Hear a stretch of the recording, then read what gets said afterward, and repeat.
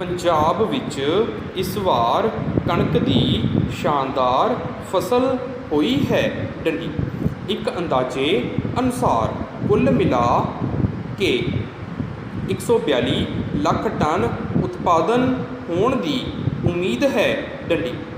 अनुमान लगाया गया है कि इस विचों कुल 90 लाख टन कणक विक्री लई मंडियां विच आवेगी डंडी। पिछले साल सरकारी खरीद एजेंसियां ने 78 लाख टन कणक की खरीद की सी डंडी। इस साल इस मंतव लई 1500 तो भी वध खरीद केंद्र स्थापित किए गए हैं अते 5 सरकारी खरीद एजेंसियां FCI, Markfed, Punsup, Punjab agro industry अते पंजाब वेयरहाउस कारपोरेशन कणक की खरीद विच लगियां होईयां हन डंडी। सरकार वल्लों मिथी कणक की घट्टो घट्ट कीमत अते खुली मंडी विक्री स्कीम तहत विक रही कणक की कीमत विच भारी अंतर होने करके इउं जापदा है कि अनाज दे व्यापारी भारी मात्रा विच कणक की खरीद करनगे डंडी। एशिया की सब तो वड्डी अनाज मंडी खन्ना विखे रोज़ाना 40,000 बोरी कणक विक्री लई आ रही है अते व्यापारी अते सरकारी खरीद एजेंसी धड़ाधड़ कणक की खरीद कर रही हैं डंडी। मौसम की खराबी कारण मंडियां विच कणक की आमद तेज हो गई है डंडी। 1-2 दिनां अंदर कणक की आमद होर तेज हो जाण की संभावना है क्योंकि इस समय गहाई जोरां ते चल रही है डंडी। किसानां दी सहूलत लई राज दीआं खरीद एजेंसियां नूं छुट्टी वाले दिन भी कणक की खरीद करन दे हुक्म दिते गए हैं अते इन्हां उपर पूरी तरह अमल हो रहा है डंडी। यह गल जरूर है कि खरीद एजेंसियां नूं बोरियां की कमी का सामना करना पै रहा है डंडी। एक होर समस्या यह है कि राज विच भंडारण लई थां की पहलां ही घाट है डंडी।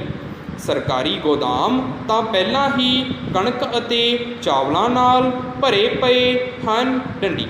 सरकारी सूत्रां अनुसार राज विच 40 लाख टन झोना मिलिंग लई पिया है डंडी। इसे तरह पिछले साल खरीदी हुई कणक विचों हाले तक 50 लाख टन कणक भी गोदामां विच पई है डंडी। इस सब कुछ दे सीटे वजों कणक नूं खुले विच ढक के रखण तो इलावा सरकार पास होर कोई चारा नहीं है डंडी। पैरा पानी की किल्लत कारण देश का वड्डा हिस्सा सोके की लपेट विच आया होया है डंडी। पिछले साल सितंबर विच ही इस सोके दे नक्श उभरने शुरू हो गए सन डंडी। मॉनसून घट होने कारण माहिरां ने इस बारे सरकार नूं चेतावनी भी दिती सी डंडी। पर सरकारी तंत्र इसे तरह ही चलता है डंडी। वोटां की सियासत का सिलसिला इसे तरह ही चलता है डंडी। तत्थ गवाह हैं कि भारत विच बहुत सारे देशों के मुकाबले वधेरे मीह पैंदा है डंडी।